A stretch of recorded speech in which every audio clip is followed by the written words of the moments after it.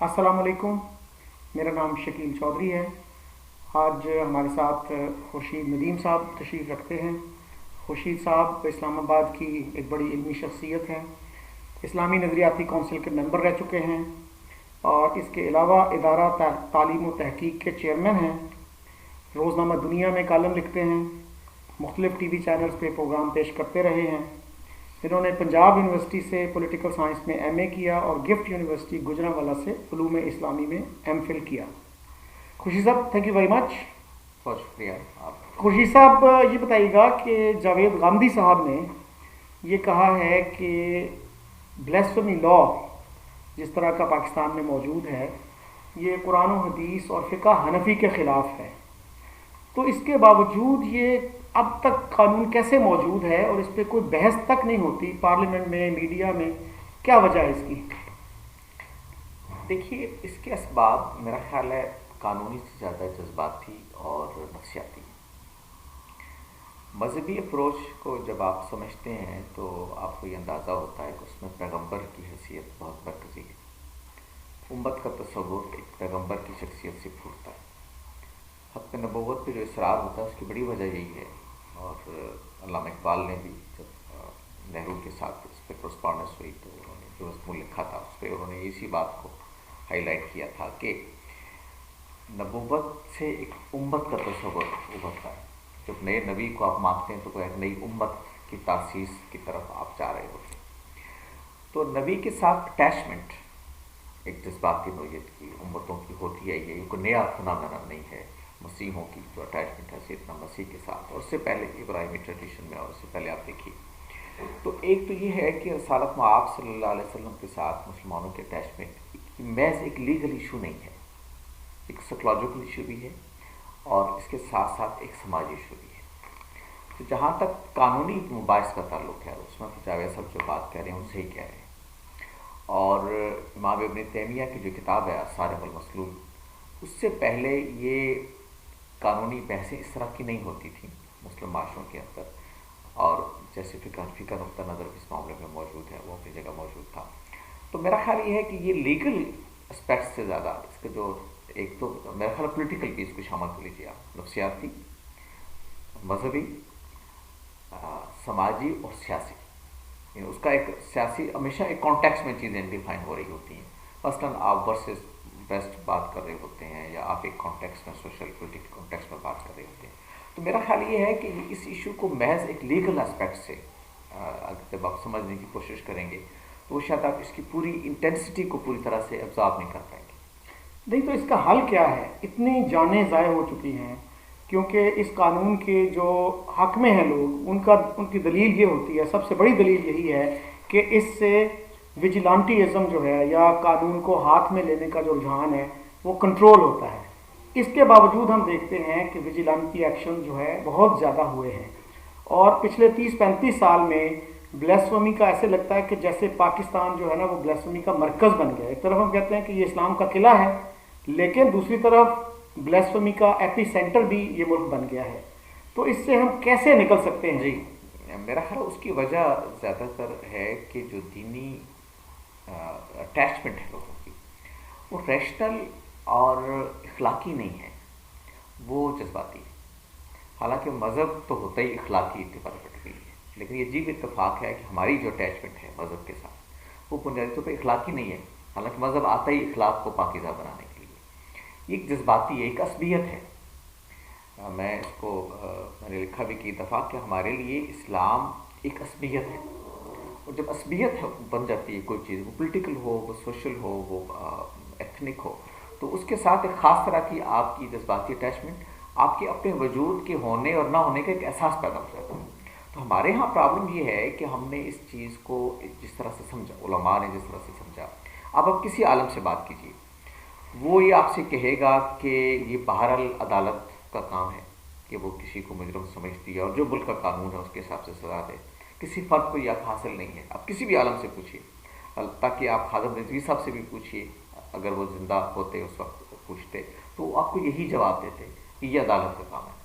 मुल्क के अंदर कानून मौजूद है और उसके बाद अदालतें मौजूद हैं। तो प्रॉब्लम ये है कि लोगों ने इसको اپنے کہے کو علماء نے نبھایا نہیں ہے. یعنی جب کوئی واقعہ ہوا تو انہوں نے بجائے اس کے کہ وہ اس کی مذمت کرتے کہ کسی کو قانون کو ہاتھ میں لینے کا اختیار نہیں ہے، انہوں نے اس کی ایک طرح سے جسٹیفیکیشن دینا شروع کی. تو میرا خیال یہ پرابلم علماء کے ساتھ ہے، ان کے رویوں کے ساتھ ہے کہ اگر آپ یہ سمجھتے ہیں کہ عدالت کا کام ہے سزا دینا، تو کوئی فرد قانون کو اپنے ہاتھ میں لیتا ہے تو اس کی ہر صورت میں مذمت ہونی چاہیے. جماعت اسلامی اور جمعیت علماء اسلام نے شروع میں ممتاز قادری صاحب کا ساتھ نہیں دیا، لیکن جب ان کو پھانسی ہو گئی اس کے بعد جماعت اسلامی نے خاص طور پہ ان کے کاز کو اڈاپٹ کر لیا. اس کی کیا وجہ کہ شروع میں وہ ان کے حق میں نہیں تھے، بعد میں جو ہے ان کو ہیرو قرار دیا گیا. اس کو کیسے دیکھتے ہیں آپ؟ دیکھیے جماعت اسلامی کا تو بدقسمتی سے کوئی اب فکری آپ کی تشخص تو باقی نہیں رہا. وہ تو ہوا کے دوش پہ سوار ایک پولیٹیکل پارٹی کی طرح سے آپریٹ کرتے ہیں، لوگوں کے جذبات سے کھیلنا. مذہبی جماعتوں کا ایشو یہ ہے کہ وہ لوگوں کے مذہبی جذبات کو ایکسپلائٹ کرتے ہیں. جماعت اسلامی انہیں میں سے ایک ہے. تو انہوں نے دیکھا کہ یہ ایک ایسا جس پہ کہیں قادری صاحب خادم رضوی صاحب کو زیادہ ووٹ نہ مل جائیں، کہیں دوسرے کو زیادہ ووٹ نہ مل جائیں، تو ہمیں اس میں کود پڑنا چاہیے. میرے نزدیک کچھ ویل تھاٹ وہ آپ کہیں کہ پروسیس سے گزر کے انہوں نے کوئی نقطہ نظر اختیار کیا، ایسا کچھ نہیں ہے.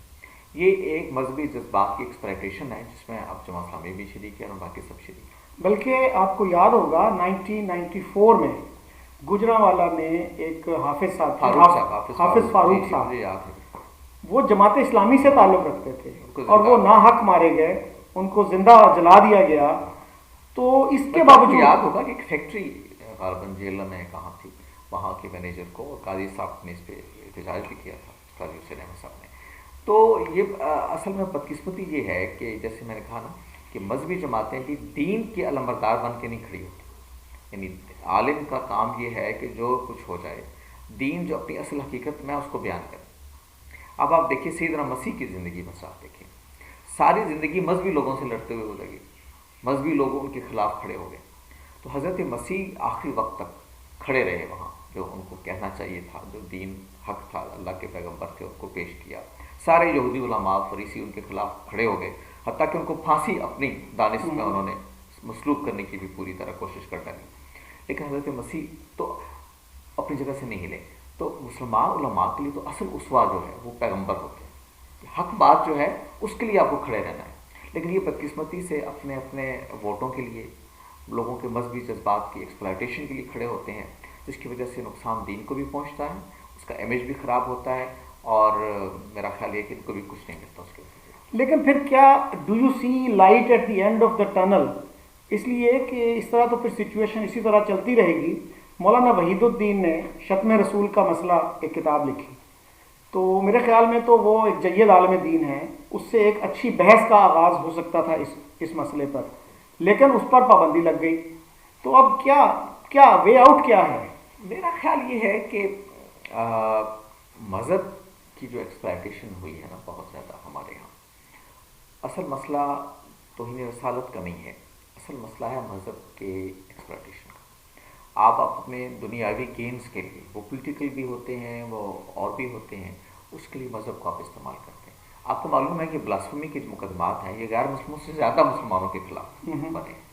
تو آپ کوئی کامن سینس کے خلاف ہے کہ کوئی آدمی مسلمان بلاسفمی کا، غیر مسلم کے بارے میں چلے آپ امکان کے طور پہ مان سکتے ہیں کہ وہ اللہ کے پیغمبر صلی اللہ علیہ وسلم کو رسول نہیں مانتے، نبی نہیں مانتے، تو ان سے آپ اس امکان کو، اگرچہ وہ بھی نہیں کرتے جا رہے مسلم سوسائٹی میں کیسے کرتے ہیں، لیکن ایک مسلمان کے بارے میں آپ کیسے سوچ سکتے ہیں جو مسلمان ہے ہی اس لیے کہ نبی صلی اللہ علیہ وسلم پر ایمان لایا ہے، لیکن آپ کے ملک میں زیادہ مقدمات جو ہیں وہ مسلمانوں کے خلاف بلاسفمی کی قائم ہے. کیوں؟ اس کی وجہ یہ ہے کہ کسی کے پیچھے کوئی زمین کا جھگڑا ہے، کسی نے کوئی پلاٹ پہ قبضہ کرنا ہے، کسی نے کسی پلازے پہ قبضہ کرنا ہے. تو دنیاوی گینز جو ہیں اس کے لیے مذہب کا استعمال. تو اصل ایشو جو ہے وہ ہے دنیاوی گینز کے لیے مذہب کے استعمال کو روکنا، اس کی ایکسپلائٹیشن کو روکنا. میرا خیال ہے اس کے لیے پورا ایک ریفارم پیکیج کی ضرورت ہے. وہ جو سوسائٹی کی اسلامی تشکیل کے ساتھ اسٹیٹ کی اسلامی تشکیل تک کئی مباحث ہیں جس میں ایک پوری اسلامی فکر کو ایک تشکیل نو ریکنسٹرکشن کے پروسیس سے گزرنا ضروری ہے. اور سب سے بڑھ کر علماء اور مذہبی طبقات کے رویوں کی اصلاح بڑا ضروری ہے. یہ جب تک آپ نہیں کریں گے یہ ایکسپلائٹیشن. لیکن یہ اتنا بڑا کام کون کرے گا ہمارے ملک میں، بلکہ مسلمان امت میں میرا خیال یہ ہے کہ پچھلی 20ویں صدی میں صرف ایک موومنٹ ایسی ہے جس نے رویوں کو اور سماجی اصلاح کو اپنا مخاطب بنایا، ورنہ لوگوں نے یا تو فرد کو مخاطب بنایا جیسے تبلیغ جماعت، یا جیسے اسٹیٹ کو اسلامائز کرنے کی کوشش کی جیسے جماعت اسلامی، سوسائٹی کو بائی اینڈ لارج، کیونکہ سوسائٹی آپ کو پتہ ہے کہ ایک سیٹ آف ویلیوز پہ، ایک ویلیو سسٹم پہ چل رہی ہوتی ہے، تو جب آپ سوسائٹی کو مخاطب بناتے ہیں تو اس میں آپ ویلیوز کو مخاطب بناتے ہیں، ویلیوز کے اندر رویے بھی آتے ہیں آپ لوگوں کے ساتھ اختلاف کے ساتھ کیسے جینا۔ تو یہ ایک ہی موومنٹ تھی، وہ فتح اللہ گولن کی موومنٹ ہے جس کو آپ سول اسلام بھی کہتے ہیں، لیکن ان کو تو ترکی میں بہت مسائل کا سامنا ہے، اسلام کے ساتھ ان کو ایک کلیش ہوا، اور وہ بھی ظاہر ہے ایک آپ کو پتہ ہے اقتدار کا کھیل ہے جس کے ساتھ یہ سارا معاملہ ہوا۔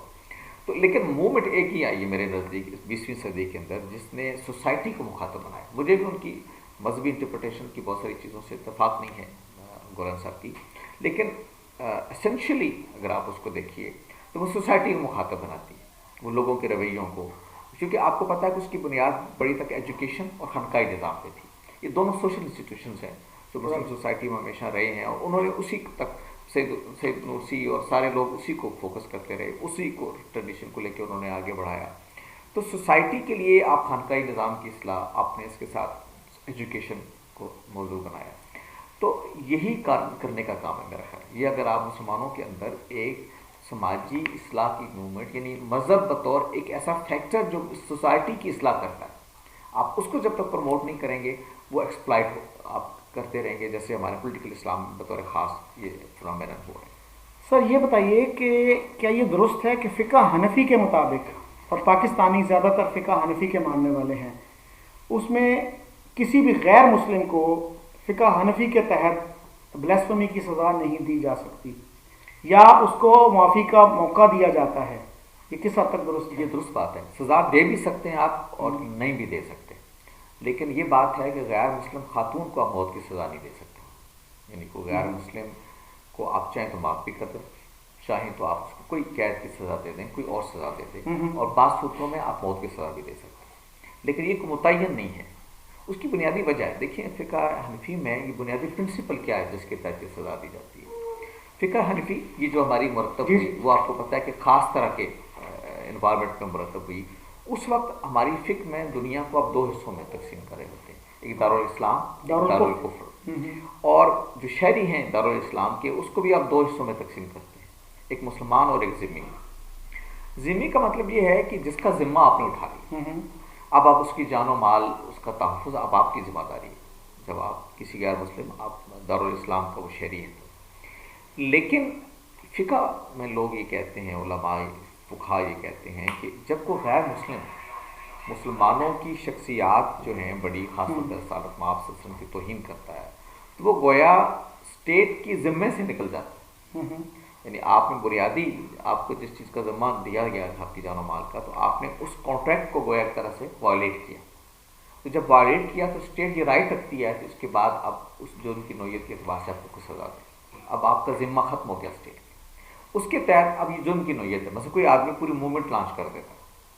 یعنی ایک توہین رسالت ہی نہیں کرتا ہے بلکہ پوری ایک موومنٹ لانچ کر دیتا ہے، جس سے سوسائٹی کے اندر ایک بائی اینڈ لارج ایک فساد کی کیفیت پیدا ہو جاتی ہے، تو آپ سخت سزا دے سکتے ہیں۔ لیکن کوئی آدمی ہے جو کوئی چیز لکھ دیتا ہے ایسے، یا کوئی اپنے طور پہ کام کر دیتا ہے، تو آپ عدالت اس کو کم سزا بھی دے سکتی ہے۔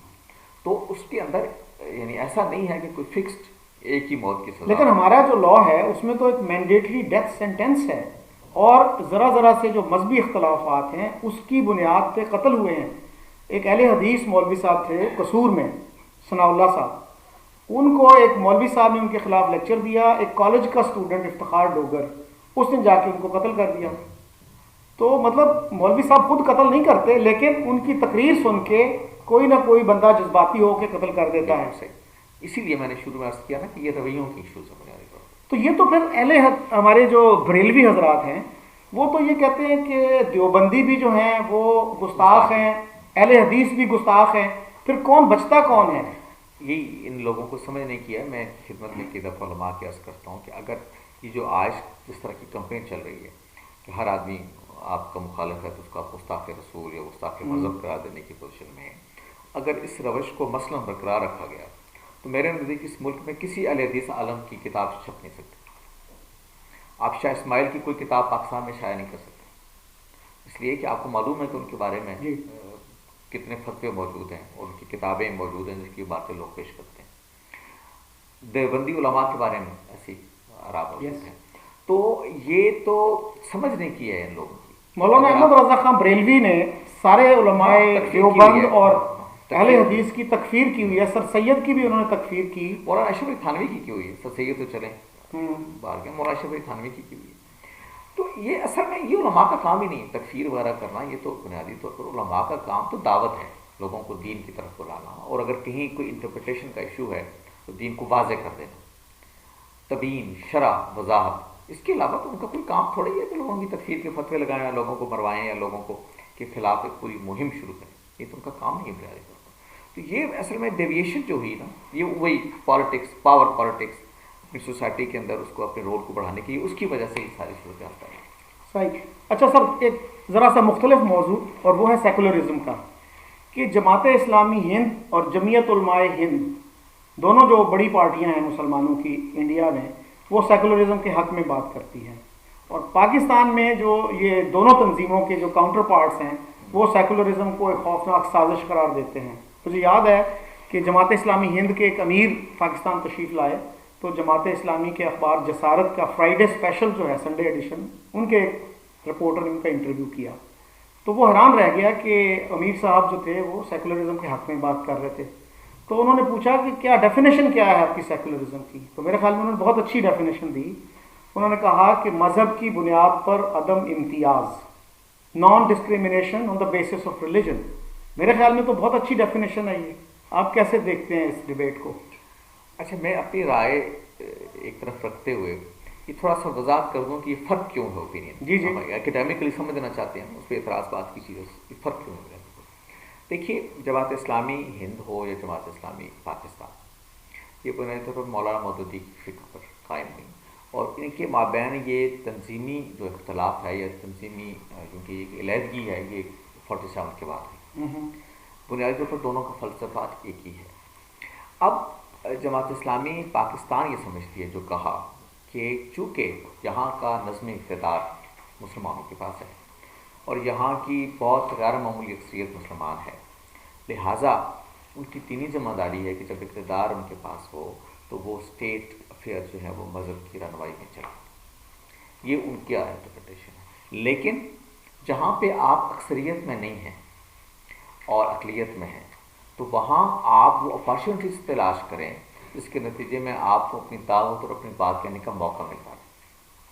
اور جب یہ موقع ملتا رہے تو جب آپ کی اکثریت ہو جائے گی تو پھر آپ اسی جگہ پہ کھڑے ہو جائیں گے جس جگہ پہ پاکستان کے اندر جماعت اسلامی کھڑی.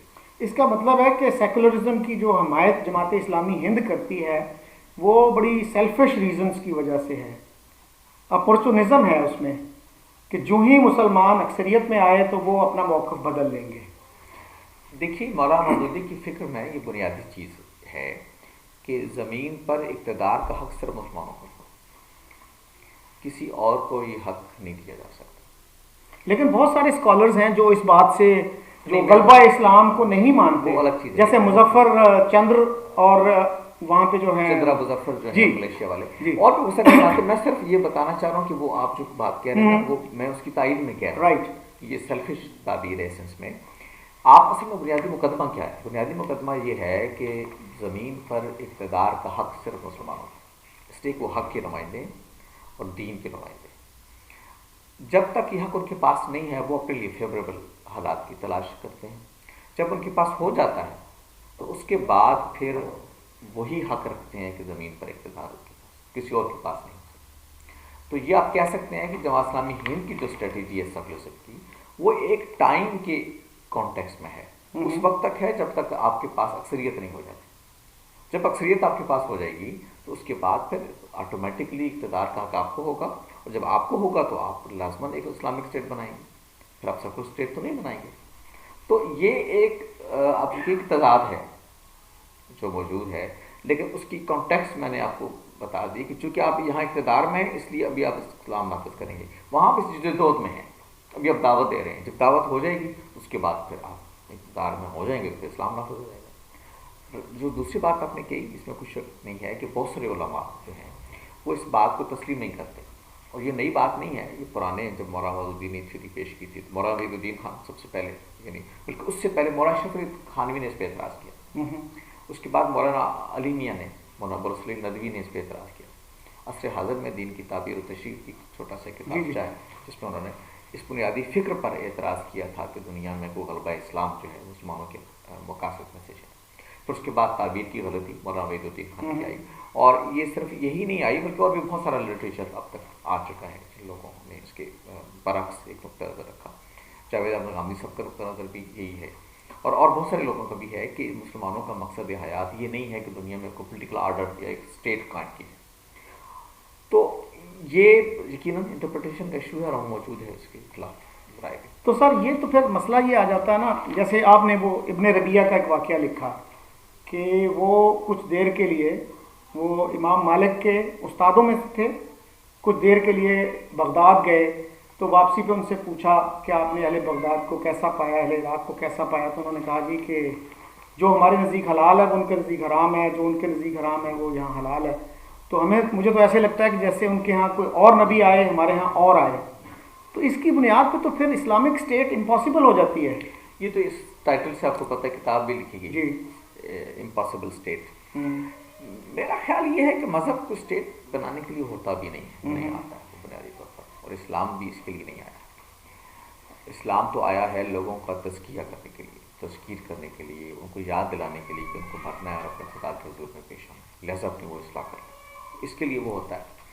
البتہ دنیا میں بعض اوقات ایسے مواقع پیش ہو جاتے ہیں کہ جس میں آپ کے پاس اسٹیٹ آ جاتی ہے، یعنی آپ اس کی جدوجہد نہیں کر رہے، اس کے آپ کو بھی حالات ایسے آ جاتے ہیں کہ آپ کی حکومت قائم ہو جاتی ہے، تو اس میں پھر آپ بطور حکمران پابند ہیں کہ جیسے ایک عام آدمی ہے نا، وہ بطور انسان کے پابند ہے کہ اللہ کے حکموں کا پابند ہو، یہی اسلام ہے ظاہر ہے۔ جب وہ اقتدار میں ہوتا ہے تو پھر وہ پابند ہے کہ بطور حکمران اس کا رویہ جو ہے وہ مسلمانوں والا ہونا چاہیے، ایک مسلمان حکمران والا ہونا چاہیے، انصاف کرنے والا ہو، وہ لوگوں کو میرٹ کی بنیاد پر حکومت کرنے والا، جس کو قرآن نے بیان کیا کہ ان اللہ یامرکم ان تؤدوا الامانات الی اہلہا، کہ ان کے اہل لوگوں کے ہاں امانتیں آپ سپرد کرو اس کو۔ مولانا اصلاحی نے بھی اس پہ لکھا اپنی تفسیر میں کہ یہ اصل میں نظم اقتدار کے بارے میں ہے، ایک میرٹ بیسڈ گورنمنٹ آپ قائم کریں، ایک سیکولر گورنمنٹ بھی میرٹ بیسڈ گورنمنٹ ہوتی ہے ظاہر، تو اس میں آپ انصاف کریں، لیکن یہ کہ آپ اقتدار میں نہیں ہیں اور اقتدار حاصل کرنے کی جدوجہد کریں گے، یہ دین کا فریضہ ہے، یہ کہیں نہیں لکھا ہوا، یہ کوئی دین میں مطلوب ہی نہیں۔ اچھا سر، اس میں ایک جو اختلافی بات آتی ہے، جیسے قائد اعظم کی تقریر جو 11 اگست والی ہے، اس پہ بہت سارے لوگ کہتے ہیں کہ وہ سیکولر اسٹیٹ کا ویژن نہیں تھا۔ اگر ہم یہ مان بھی لیں، حالانکہ میرا یہ خیال ہے کہ اس سے زیادہ سیکولر اسپیچ دنیا میں شاید ہی کو کی گئی ہو، ہم مان بھی لیں کہ چلیں سیکولرزم نہیں تھا، لیکن اس بات پہ تو کوئی اختلاف نہیں ہے نا کہ انہوں نے ایکول رائٹس کی بات کی، تو ہمارے علماء تو ایکول رائٹس نہیں مانتے نان مسلمز اور مسلمز کے۔ دیکھیے پاکستان کے بارے میں قائد اعظم بھی اور پاک جانے والے بھی ایک قومی ریاست کے طور پر پاکستان بنا۔ قومی ریاست کا مطلب یہ ہے کہ اس میں اسٹیٹ اور شہری کے حقوق و فرائض کا ایک تعین ہے، وہ ایک معاہدے کی بنیاد پر جس کو آپ کانسٹیٹیوشن کہتے ہیں وہ قائم ہوتی ہے، اور اس میں شہریوں کو آپ برابر کے حقوق دیتے ہیں، آپ مذہب کی بنیاد پر، رنگ و نسل کی کسی بنیاد پر ان کے ساتھ کوئی امتیاز نہیں کر سکتے۔ یہی بات قائد اعظم نے بھی کلیئر کرنے کی کوشش کی تھی کہ جو پاکستان بننے جا رہا ہے یہ ایک قومی ریاست ہے، آپ اس کو مسلمانوں کی قومی ریاست کہہ لیں، لیکن اپنے ایسنس میں، اپنے جوہر میں یہ قومی ریاست ہے۔ اس کا مطلب یہ ہے کہ یہاں شہریوں کے حقوق برابر ہیں، ان کی مذہبی آزادی کو پوری طرح سے تحفظ ہے جیسے کسی بھی ایک قومی ریاست کے اندر ہوتا ہے۔ تو پاکستان کو ایک اسلامک اسٹیٹ، اصل میں بنیادی ایشو جو ہے نا، میں آپ سے تو قومی اسلام کی اور قومی ریاست اور اسلامی ریاست کا، وہ سوورنٹی کا ایشو ہے کہ قومی ریاست ڈیموکریٹک ہوتی ہے، اس کو ہونا چاہیے، اسلامی ریاست میں جو ہے وہ خدا کے احکام، اس کی حیثیت ہوتی ہے کہ وہ بنیادی ہے۔ تو یہ دونوں میں فرق آپ کرتے ہیں۔ ہمارے ہاں 73 کے آئین میں تھوڑا سا اس کو ایک ملغوبہ سا بنانے کی کوشش کی گئی کہ سوورنٹی جو ہے وہ خدا کے ساتھ ہے، لیکن لوگ جو ہیں وہ عوام کے مینڈیٹ سے آئیں گے، قرارداد مقاصد میں جس چیز کو بیان کیا گیا۔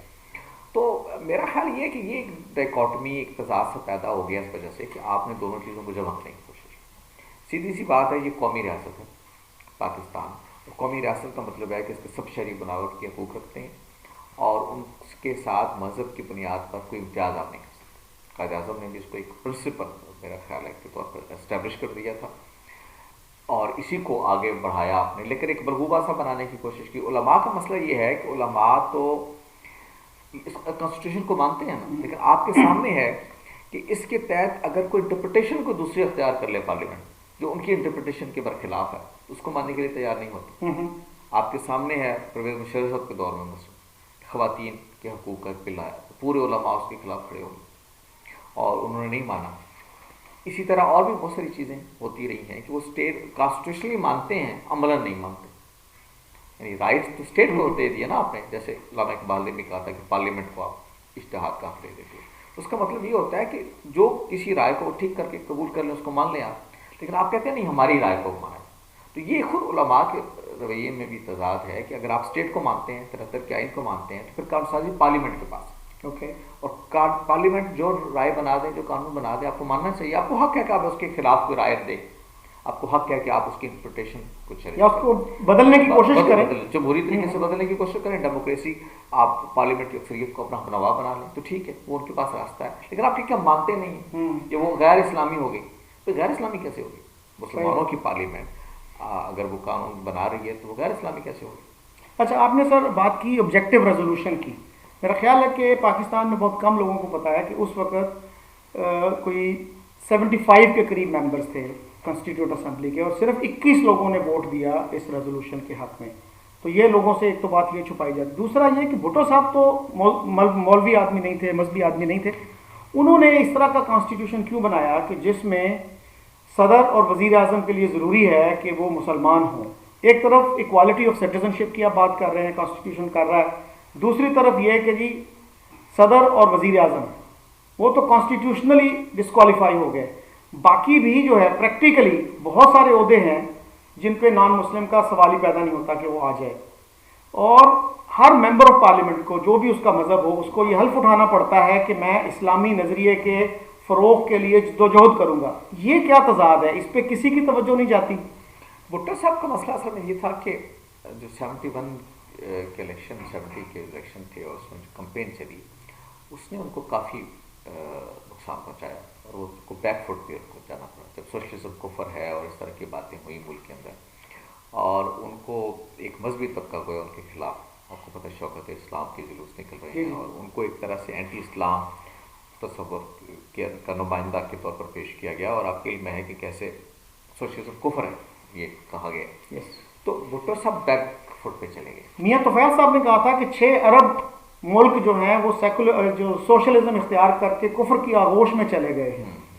تو اس پس منظر میں چونکہ ظاہر پاکستان ہمیشہ سے جذباتی طور پہ آپ نے مذہبی لوگوں کے جذبات کا ایکسپلائٹ کیا ہمیشہ سے، پاکستان سے پہلے بھی اور پاکستان سے دوران بھی، تحریک پاکستان میں بھی، بعد میں بھی. تو بھٹو صاحب نے اصل میں ایک درمیانہ راستہ نکالا کہ مذہبی طبقے کو اپنے خلاف جو کمپین ہے اس کو روکنے کے لیے اس کو ایک طرح سے باغباں بھی خوش رہے راضی رہے سیاد بھی. آپ دیکھیں نا مطلب شراب پر پابندی لگا دی. حالانکہ سب کو پتہ ہے کہ بھٹو صاحب اس کے عادی تھے، انہوں نے کبھی چھپایا بھی نہیں اس کو.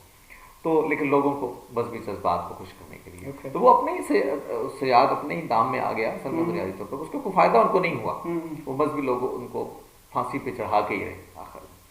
تو کسی کو فائدہ اس کا نہیں ہوا. مشرف صاحب کو کیا فائدہ ہوا جب انہوں نے ایون اسلامی نظریاتی کونسل کی ریکمنڈیشنز کو خواتین کے حقوق پر ایک طرف رکھتے ہوئے علماء کی اور روایتی مذہبی لوگوں کی بات کو مانی. آپ کو یاد ہوگا کہ جب اسلامی نظریاتی کونسل کی سفارشات پہ حقوق انسان کا قانون بن رہا تھا اور وہ الیکٹڈ لوگ تھے اس وقت اسلامی نظریاتی کونسل میں، تو علماء کھڑے ہوئے اس کے خلاف. تو پھر وہی سارے علماء جو رشتہ دار سب جمع کر کے لے آئے مشرف صاحب کا کہ ان کی بات مانیں. تو وہ مٹی پاؤ کر کے ان کی بات مان لی گئی، مشرف صاحب نے مان لی گئی. لیکن مشرف صاحب کو کیا ملا؟ تو ملنا والا کچھ نہیں ہوتا. وہ ایسے ہی وہ آپ کوشش کرتے ہیں. میرا خیال ہے کہ پاکستان کو ایک سنجیدگی کے ساتھ ایک قومی ریاست بنانے کی کوشش کرنی چاہیے. یہ خوش آئند بات ہے کہ اس وقت پاکستان کی جو مین پولیٹیکل پارٹیز ہیں وہ کم از کم اس معاملے میں یکسو مجھے لگتی ہیں کہ اس کو مذہبی اعتبار سے ایکسپلائٹ کرنے کے مواقع کم ہونے چاہیے. مسلم لیگ تھی پہلے IGI کے بننے تک شریعت بل، لیکن اب نواز شریف صاحب کے ہم بھی آپ دیکھ رہے ہیں ایک بڑی چینج ہے. ایک یعنی لبرل اس سینس میں کہ وہ لبرلزم کے حامی نہیں ہے لیکن ایک لبرل ایٹیچیوڈ ہے. اوکے. پیپلز پارٹی پہلے سے ہی ہے. عمران خان صاحب تحریک انصاف کی کوئی ایسی بہت مذہبی جماعت نہیں ہے. تو میرا خیال ہے کہ ایک مین اسٹریم پولیٹیکل پارٹیز جو ہیں ان کی ہم مذہبیت کا وہ نہیں رہا. ان کو احساس ہو گیا کہ اس کو قومی ریاست کے طور پر یہ آگے بڑھانا چاہیے, تبھی یہ چل سکتا ہے. Thank you very much, sir. I hope you will play your role in bringing about a positive change. اللہ کرے, دیکھیے میں کوشش تو کرتا ہوں. شکریہ. Thank you. خدا حافظ.